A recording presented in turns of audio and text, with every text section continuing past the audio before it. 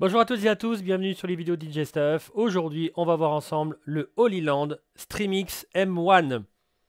Alors pour la petite histoire, il y a pas longtemps, j'ai testé les émetteurs-transmetteurs sans fil HDMI SDI de chez Holy Land, le Mars 400S Pro. Et bon, enfin voilà quoi, je le teste. Et là, pas plus tard que le 29 juin, je reçois un mail disant voilà, il y a un nouveau produit qu'on vient de sortir, c'est le StreamX M1. Et je regarde la bête et je me dis non, je ne peux pas passer à côté de ça. Donc direct, j'ai fait ma demande au distributeur Cartoni pour savoir ouais, est-ce qu'il y en a un, est-ce que je peux le tester, faire une review, etc. Ni une ni deux, je fais l'aller-retour à Paris, boum, je le récupère et le voilà. Et vous voyez, j'ai fait quand même hyper rapide pour pouvoir vous proposer une review. Vous allez voir super détaillée, c'est un monstre, c'est génial, je m'éclate avec. Alors pour une fois dans cette vidéo, je vais faire un peu l'inverse. On va laisser le fun sur tout le reste de la vidéo. Et au départ, on va regarder un peu les trucs un peu lourds, tout ce qui est configuration, tout ça. D'habitude, on regarde ça ensemble à la fin. Alors, à savoir que pour les besoins de la vidéo, donc j'ai enregistré la sortie. On va faire le tour des connectiques. Des connexions que vous avez pu voir vite fait dans les petits slides, mais comme ça on va faire le tour des connexions. Et juste pour vous préciser que la sortie, on va appeler ça master, la sortie programme, je crois qu'on appelle ça en vidéo.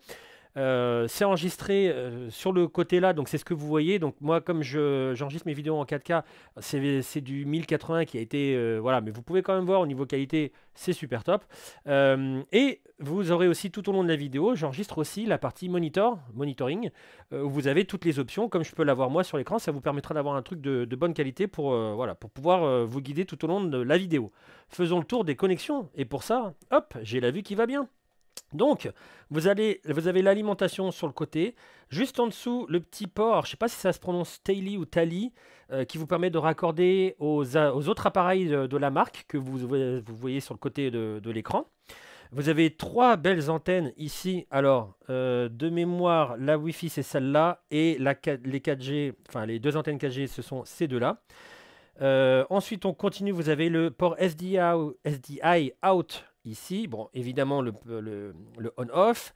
Les 4 HDMI avec la sortie principale, la sortie monitor que vous allez pouvoir regarder tout au long de la vidéo. La HDMI 2 en entrée, HDMI 1 en entrée. Donc HDMI 2, qu'est-ce que j'ai mis? Ah voilà, j'ai mis cette vue-là donc qui est une caméra PTZ. On va voir qu'on peut guider en interne, c'est un truc de fou, sur le StreamX. La caméra 1 est sur le HDMI 1. Donc là, vous voyez le petit Holyland 400 S Pro. J'ai mis en SDI via justement le Holyland la vue que vous voyez sur un caméscope qui est un peu plus loin. Donc je l'ai mis en sans fil avec le petit kit Holyland qui est ici. Et j'ai mis, bien entendu, on ne pouvait pas éviter, la petite Super NES qu'on voit un petit peu au fond ici sur le SDI 2. Voilà pour les entrées, on va dire physiques. Donc on reprend SDI 2, SDI 1, un port Ethernet pour pouvoir streamer, parce que c'est un boîtier qui stream directement, alors sur profil RTMP, sur YouTube, on va regarder dans les configurations hein, sur Facebook.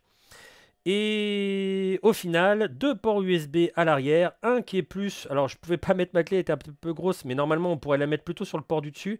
Mais là il y a l'antenne qui me gênait un petit peu. Et un port qui est plus dédié pour le SSD. Mais en tout cas voilà, ces ports USB vont vous servir à quoi? Alors vous pouvez soit brancher une souris et pouvoir guider directement. Alors je vous dirais que le côté tactile est super top, donc à quoi bon une souris? Mais en tout cas il le montre, donc je préfère le préciser. Et aussi des périphériques comme disque dur et clé USB vous permettant de mettre, on va le voir aussi dans la configuration, de mettre des images ou des vidéos que vous pouvez mettre, alors soit en picture-in-picture, ou, enfin, etc. Enfin, ça vous permet d'agrémenter en fait vos enregistrements, votre live stream. En interne, vous avez un disque dur de 256 Go, vous permettant d'enregistrer pas mal déjà de vidéos. Et une fois que vous avez enregistré, vous pouvez dropper directement sur votre clé, ou même en FTP, vous allez voir, votre fichier que vous avez enregistré. Et vous voyez à l'écran que vous avez les deux icônes ici, vous permettant à la fois de streamer, si vous avez configuré un Facebook ou un RTMP, etc. Et vous pouvez enregistrer, vous avez l'icône juste en dessous. Et voilà, allons dans la configuration et ensuite, bon, on va passer au fun. Alors, premier onglet, recording. Donc c'est tout ce qui va se passer en interne sur le disque dur. Donc vous pouvez choisir la qualité, donc 1080p, le bitrate. Donc vous pouvez choisir soit des valeurs directement sur le bouton, vous voyez ici, 2, 1, 2, 4, valeurs directes, ou vous pouvez taper vous-même un champ comme vous souhaitez. Donc là, moi j'ai mis 5000, vous pouvez mettre plus, moins, comme vous voulez. On peut contrôler aussi le bitrate, si vous voulez que ça soit du constant bitrate ou du variable bitrate. Le GOP, je ne suis pas du tout un pro dans la vidéo, donc je ne saurais pas vous dire à quoi ça sert. Audio bitrate, eh ben, c'est la qualité de la sortie. Alors, je ne sais pas s'il est encore dans MP3 en ACC, mais en tout cas, voilà, vous pouvez aller jusqu'à 320 kilobits par seconde. Et ensuite, vous pouvez segmenter votre fichier si vous voulez que ça soit coupé toutes les heures, toutes les 2 heures, toutes les 4 heures, ou que ça soit directement un fichier seul entier. Pour le streaming, vous pouvez faire en sorte de streamer à différents types de diagonales. Vous pouvez même en plus streamer en mode portrait. Vous pouvez toujours pareil, comme pour l'enregistrement, vous pouvez streamer en différents taux, donc 1 mégabit, 2 mégabits, 4 mégabits qui sont mis d'office, ou alors, toujours pareil, un bitrate que vous souhaitez. Vous pouvez aussi choisir les images par seconde. Le GOP, je ne sais toujours pas ce que c'est. Le bitrate. Et ensuite, vous avez les différents serveurs. Donc, quand vous appuyez dessus, vous pouvez, bon bien évidemment j'ai flouté ma clé, mais pour Facebook, vous pouvez mettre l'identifiant, enfin l'adresse URL et la clé de stream.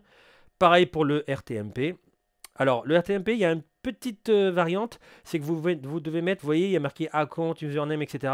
Alors ça se fait de la façon où vous mettez l'adresse URL et derrière un et qui égale et vous mettez la clé. Voilà, bon, c'est un peu différent d'habitude. Donc voilà, bon, vous pouvez bien évidemment aussi faire par YouTube. Vous pouvez configurer votre compte et enfin voilà, faire un live directement sur YouTube. Network. Alors là, on va s'attarder sur tout ce qui est adresse IP. Donc vous pouvez oui ou non mettre de l'Ethernet. Il est compatible aussi, bien sûr, en Wi-Fi. En 4G, puisque j'ai dit que vous avez des antennes, donc la clé, enfin la carte SIM se met en dessous, comme vous pouvez le voir sur votre écran. Et vous pouvez faire aussi un test directement de connexion. Et pour l'Ethernet, vous pouvez faire en sorte de forcer l'adresse IP ou de faire en sorte que si vous êtes branché sur votre box ou autre, faire en sorte que ce soit en mode DHCP. Audio settings, alors ça c'est super important. Tous les boîtiers de streaming autonome ne le font pas forcément. Alors, vous avez la possibilité de faire du Daynozy, du FreeSound, audio volume. Alors ça, c'est un audio qui va être en plus de l'audio qu'on voit ici. Alors, soit sur le côté ici, vous voyez à droite, le master, ou soit la partie audio ici. Ça va être vraiment un audio en plus qui va permettre de vous booster un petit peu votre sortie audio. Et voilà, ce que j'allais dire, ce qui est hyper important, vous avez un audio délai. Donc moi, j'ai calculé à peu près dans les 200 millisecondes par rapport à la musique, etc., que je mettais en interne. Donc j'ai mis 200 millisecondes, mais vous pouvez mettre les millisecondes que vous souhaitez aussi. Ça, c'est top. Voilà. À savoir qu'à chaque fois que vous mettez votre clavier, vous pouvez, vous voyez en bas à droite, et vous avez un petit QR code. Quand vous le flashez, ça va vous permettre d'écrire sur votre téléphone. Si vous avez un long truc, genre une clé de stream ou autre, vous pouvez le taper depuis votre téléphone. Bon, bien que le clavier soit... alors, c'est une version proto que j'ai, donc il y a des sigles un peu bizarres. Mais vous voyez, vous avez vraiment tout le clavier qui est disponible. Voilà, et aussi vous pouvez faire en sorte de copier le left to right ou right to left au niveau des entrées audio. Les entrées audio qui sont XLR jack, c'est quand même très bon de le signaler. C'est pas aussi tous les boîtiers du stream qui ont ces connectiques là. Et c'est super top. Donc moi je suis en entrée, j'ai mis mon petit contrôleur à côté, puisqu'on reste sur une chaîne de DJ, donc voilà.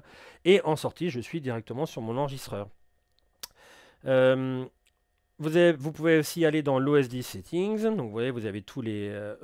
c'est là, pardon. Donc vous avez pas mal de choses aussi à régler. Le Live Plus qui vous permet alors à la fois de vous connecter à vos comptes Live Plus ou, alors on va le voir après dans les entrées vidéo, de pouvoir avoir une entrée vidéo directement depuis votre téléphone sans vraiment rien du tout, sans fil. Vous allez voir en direct. Bon, faut un téléphone. Moi, j'ai pris un truc un peu vidéo, donc il y aura un peu de latence. Mais voilà, si vous avez un téléphone récent, ça va gazer à mort, vous allez voir. Mais moi, j'ai mis le challenge à tester ça sur un iPhone 6. Bon, allez, donc c'est un petit peu lointain comme modèle, mais ça marche bien, ça marche bien.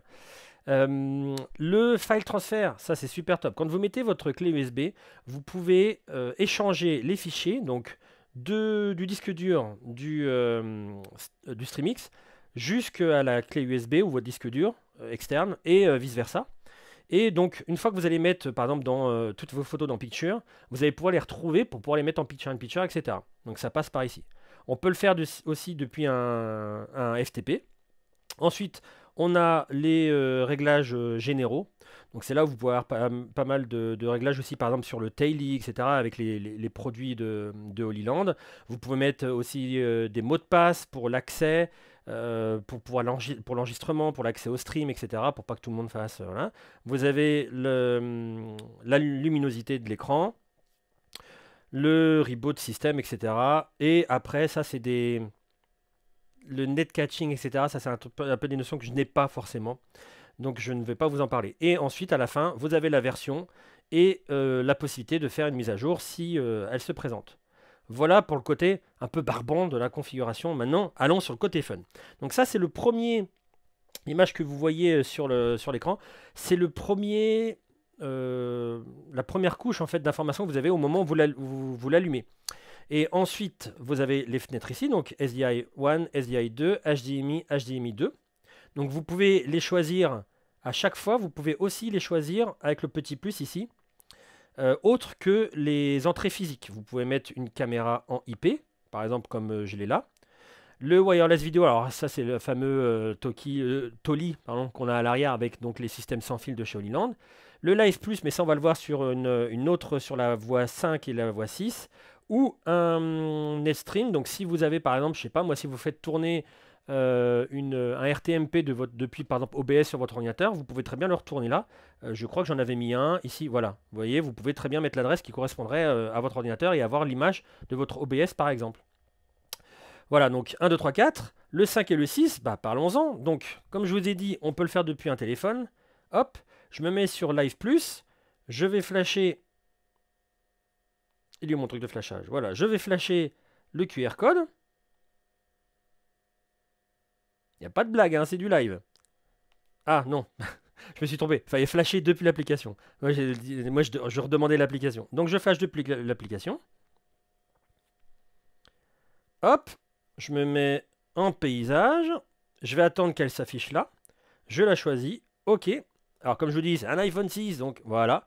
Mais vous voyez, c'est nickel. Donc tout le petit granulé que vous voyez, tout ça, hein, dites-vous que c'est de l'iPhone 6. Ça marche bien mieux avec mon iPhone 12. Mais vous voyez qu'au niveau réactivité, la latence est hyper faible, même sur un téléphone qui a déjà un petit peu de date. Donc, je vais couper, hop, l'application. Et à la fin, DDR, ça correspond à quoi? Alors, je vais vous montrer direct, et on reviendra un peu au début. Ici, c'est là où vous pouvez mettre vos vidéos. Vos fichiers vidéo, en fait. Donc, moi, j'en ai déjà mis une, et à partir du moment où vous allez appuyer sur DDR, ça va le lancer, en fait. Voilà, et ça lance la vidéo. Je vais regarder au niveau mixage que je n'ai pas. Ouais, voilà, que je n'ai pas de son. Alors vous pouvez mettre du son, je vais mettre 3 secondes, hein, mais je n'ai pas envie de me faire couper ma vidéo parce qu'il y a des droits d'auteur. Et donc vous pouvez mettre autant de vidéos que vous souhaitez. Donc pour cela, alors là je vais arrêter la vidéo. Je vais me remettre ailleurs. Pour cela, vous appuyez sur le bouton plus. Ça sera la même chose pour les autres, hein, pour afficher des images, etc.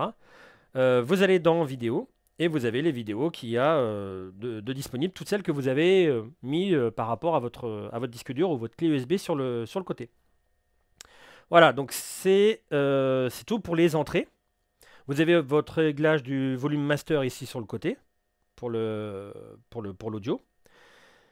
Ensuite, les images normales, bah, comme pour les autres, vous pouvez faire plus. Vous avez des images directement, vous voyez, selon certaines thématiques. Mais vous pouvez aller dans My Picture, en choisir une. OK, ça va vous le mettre ici. Ensuite, vous pouvez la grossir comme vous le souhaitez. Alors, avec ou sans, vous savez, le petit cadenas pour... hop là, je vais le mettre un petit peu plus petite quand même. Voilà. Et vous faites OK. Et à partir du moment où vous appuyez sur Programme, ça va passer directement dans la vidéo. Si jamais vous étiez un peu trompé de position, vous pouvez très bien la rebalancer comme ça. C'est super top. Bien entendu, après, quand vous faites éditer, vous pouvez la mettre plus petite. Ok, quand vous faites 2 fois programme, vous le retrouvez en plus petite. Et ce qui est bien, c'est que vous pouvez en mettre plusieurs. Par exemple, je peux mettre celui-là, je peux mettre celui-là. Hop là, programme, hop là, programme. Bon, alors ça fait un peu trop de trucs, mais vous voyez. Et donc, je peux les annuler au fur et à mesure. Voilà, et je peux garder l'apparence que j'ai, par exemple, pendant mes live streams. Très pratique. Voilà pour les images. Les picture-in-picture. Donc, vous avez plusieurs picture-in-picture qui sont définis comme ça d'office. Donc, à partir du moment où vous allez, je sais pas moi, prendre HDMI B, non, A et B, et vous allez faire programme, ça va vous le faire. Mais vous pouvez les configurer comme vous le souhaitez. Donc, en cliquant sur configurer, vous prenez la première. Vous pouvez la placer comme vous le souhaitez. Vous pouvez la mettre moins. Alors, tant que vous avez le cadenas, ça va vous faire proportionnel, vous voyez. Si je ne mets pas le cadenas, bah, ça va me faire une forme un peu bizarre. Donc, je vais garder le cadenas pour que ça fasse... Donc, je peux très bien faire celui-là et puis celui-là en bas, par exemple. Mais bon, si ça ne me va pas, je peux très bien faire un reset. De même que je peux cropper. Par exemple, si je veux avoir que le... Je sais pas moi. Imaginons la télécommande en haut à gauche. Je clique sur celui-là, je crop. Je prends que ce qui m'intéresse. Hop là. Je fais OK. Bon, alors ça fait un gros zoom sur du HD, donc ça fait un peu un cracra. Mais c'est pour vous montrer l'exemple. Donc après, je peux me mettre là, je peux me mettre là. Hop là, je fais OK. Et à la fin, je l'ai. Donc à partir du moment où je choisis comment dire, les vues que je souhaite, bon bah j'ai la vue que je souhaite. Mais à partir du moment où je vais choisir mon AB, enfin mon picture-in-picture, j'aurai celui-là. Alors ça c'est des tout faits. Donc par exemple j'ai le tout fait ici, mais je peux très bien revenir. Donc je vais faire un reset pour qu'il revienne comme avant. Je peux très bien, alors je vais désengager celui-là. Je peux très bien engager celui-là. Alors là je l'avais déjà mis, mais je vais le refaire. Hop là, je vais me le mettre là. Tac. OK. Voilà, donc je peux avoir autant que je veux. Ce qui peut être bien aussi, par exemple, imaginons, là, vous voyez, j'ai ma petite Super Nintendo, mais qui a des bords, etc. Bon, comment je peux faire en sorte de faire un truc propre? Si je mets, par exemple, tout cela. Ah, évidemment, vous voyez, je vais avoir les bords noirs. Bah, qu'à cela ne tienne. Je prends le dé, je fais un petit crop, je désengage la proportionnalité. Hop là, je me mets bien en haut à gauche là, enfin à peu près. Et en bas à droite là. Hop là. OK. Et là, vous voyez, je vais vraiment avoir l'écran en entier avec aucune bande noire sur les côtés. Ça, c'est super génial. Donc c'est vraiment éditable, c'est une folie quoi, c'est une folie. Et donc vous pouvez choisir qui est en A, qui est en B, C et D. Et à la fin, vous avez aussi d'autres petits modes. Alors ça fera un petit peu moche, mais c'est juste pour vous montrer. Où vous pouvez mettre un fond. Donc je choisis mon fond. Par exemple ça. OK. Je vais choisir mon A et mon B. Alors je vais faire OK. Mon A et mon B, je vais mettre, pour que ça fasse un peu moins moche, je vais mettre SDI A et HDMI 1 B. Voilà, je programme.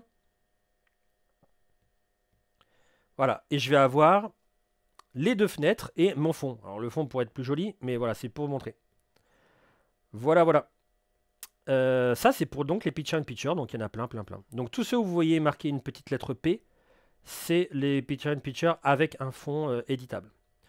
Vous avez des scoreboards. Alors les scoreboards, vous pouvez définir, alors, je vais prendre un template direct, par exemple celui-là, avec... vous pouvez choisir les images de chaque équipe, par exemple dans My Picture. Vous pouvez choisir le score qui se passe, voilà par exemple. Et si vous faites programme et start, vous avez les minutes qui vont commencer. Donc là, à partir du moment où vous appuyez sur 1, vous voyez le petit 4 qui va varier. Et allez, on va en mettre 3 points en moins pour la team B. Donc vous pouvez renommer la team, etc. Voilà. Ensuite, la table de mixage. Bon, on l'a déjà vu, mais je vous le remontre. Donc table de mixage où vous pouvez mute chaque entrée. Donc, à partir du moment où je vais balancer un son, mettons, par exemple, ma position, je crois que c'est ma position 3. Si je dis pas de bêtises, voilà. Mettons ma position 3 et j'ai pas mute ma paire de XLR. Je balance un morceau. Donc je peux régler le son direct. Et je peux aussi mute. Ou remettre à volonté. Super top. Voilà pour la partie de mixage. Les fichiers vidéo, bon, on connaît. Fichiers audio. Alors je vais me remettre en position 1. Hop là. Alors, les fichiers audio, fichiers texte, pardon, vous pouvez les éditer avec différentes, vous voyez, différentes fontes d'écriture, différentes grosseurs. Donc par exemple, je vais me mettre, moi je sais pas moi, en 90. Je vais mettre en rouge. Voilà. Et on va taper, test pour la vidéo. Ah, c'est le contraire. Test et en minuscule. Voilà. Ok. Je le programme et donc il va être affiché en bas. Alors je peux le déplacer, non? Je sais plus. Ah non, pour le déplacement, c'est les prochains qu'on va voir ensuite. On peut les déplacer direct. Ça, c'est juste du texte qu'on peut mettre comme on le souhaite. Et vous pouvez l'effacer ou l'éditer comme vous le souhaitez. Voilà, alors ça, on arrive maintenant au lower third. C'est eux qu'on peut déplacer à volonté, contrairement aux écritures. Alors, j'en ai fait là d'office, voilà, tac. Voilà, on peut en mettre plusieurs. On peut en mettre avec des écritures qui défilent. Et donc, on peut changer tout ça. On va éditer celui-là. Donc, vous voyez, le live test, quand j'appuie ici, je peux éditer le texte. Ah oui, non, c'était pas celui-là, c'était celui qui défile. Voilà, donc je peux éditer le texte. Je peux éditer juste le DJ Stuff. Dans les options aussi, vous avez un large choix de lower third, vous voyez, selon des thématiques. Enfin, c'est hyper large. Je peux déplacer chaque élément, donc je pourrais le mettre à droite si je le souhaite. Hop, je fais suivre le DJ Stuff ici, ok. Et évidemment, il va se mettre à droite au moment où je veux le mettre. Et le live test, il défile. Pourquoi? Parce que je l'ai mis en défilant. Vous voyez ici en bas, il y a un T normal et un T qui défile. On va voir, avant de passer à la caméra, on va voir les fondus. Donc les fondus, vous pouvez les choisir ici. Vous pouvez choisir la tempo. Alors je crois que 2 secondes, c'est hyper long, mais faisons le... Voilà, oui. Je me disais que c'était un peu long. J'avais fait un truc du genre 0,4 ou 0,5. Normalement, ça devrait... Voilà, ça c'est un petit peu plus rapide. Donc on a le cut tout court. Cut tout court. On a du side de la gauche par la droite, de la droite par la gauche, par le bas. Ah oui, il n'y a plus le téléphone, par le haut. Le petit carré qui s'en va comme ça, qui s'en va en bas à gauche. Et le fade tout court. Donc évidemment, le fade, il peut être plus sympa en étant un petit peu plus long. Voilà. Et le cut, qui cut direct sans avoir de tempo. Et on arrive à la fin sur la partie guidage de caméra. Alors ça, c'est le truc que j'ai adoré. Donc justement, j'ai reçu aussi une caméra PTZ, donc qui permet de bouger comme on le souhaite. Donc c'est cette vue-là. Donc ce qui est top, c'est que tout comme on pourrait le faire vraiment en vrai, c'est ça qui m'éclate, vous mettez une vue différente, vous êtes en train de parler. Pendant ce temps-là, vous choisissez une autre vue. Voilà, par exemple ici. Et vous pouvez commuter direct. Et vous pouvez régler beaucoup de choses, comme par exemple le focus, l'ouverture, le zoom. Non, vraiment, vraiment top. Donc j'ai l'équivalent de tout ce que je pourrais faire directement sur la caméra, depuis sa télécommande, tout ça. Donc j'ai par exemple ma vue 1, hop. Ma vue 2. Ma vue 3. Ma vue 4. Et voilà. Ah, à savoir, oui, j'en ai pas parlé. Mais vous voyez ce petit routeur, c'est bien que j'ai fait cette vue-là en fait exprès pour m'en rappeler. Ce petit routeur, ce petit switch Ethernet, pardon, est livré avec le StreamMix. Donc ça, c'est bon à savoir. Hop, donc vous pouvez vraiment la guider. Et donc la configuration, on va la voir. Je vais me remettre à peu près... Bah, autant rappeler ma vue, voilà, tac. La configuration se fait ici. Et donc vous pouvez, voilà, différents protocoles, même du NDI. Et vous pouvez donc choisir, moi j'ai pris par exemple le Visca. Donc vous pouvez rentrer l'adresse IP. Donc moi j'ai mis une adresse IP fixe sur la caméra et le port. Et voilà, ça se guide en claquant des doigts. Voilà, et donc au final, avec le StreamMix M1, eh ben, vous pouvez streamer comme on l'a dit un peu plus tôt dans la vidéo, avec le petit nuage que vous avez en haut à droite, qui va streamer vers différents providers, je ne sais pas comment on appelait ça, YouTube, Facebook, RTMP, que vous avez configuré. Vous avez l'enregistrement juste en dessous, et ça va enregistrer sur le disque dur interne. Vous pouvez ensuite récupérer vos fichiers sur votre clé USB ou votre disque dur externe, et en profiter sur votre ordinateur pour livrer la vidéo voilà, à quelqu'un, ou sur YouTube ou autre. Voilà, si vous avez des questions au sujet du StreamMix M1, n'hésitez pas à les poser en dessous de la vidéo dans les commentaires. Merci beaucoup d'avoir suivi cette vidéo et je vous dis à très bientôt. Portez-vous bien tout le monde. Ciao.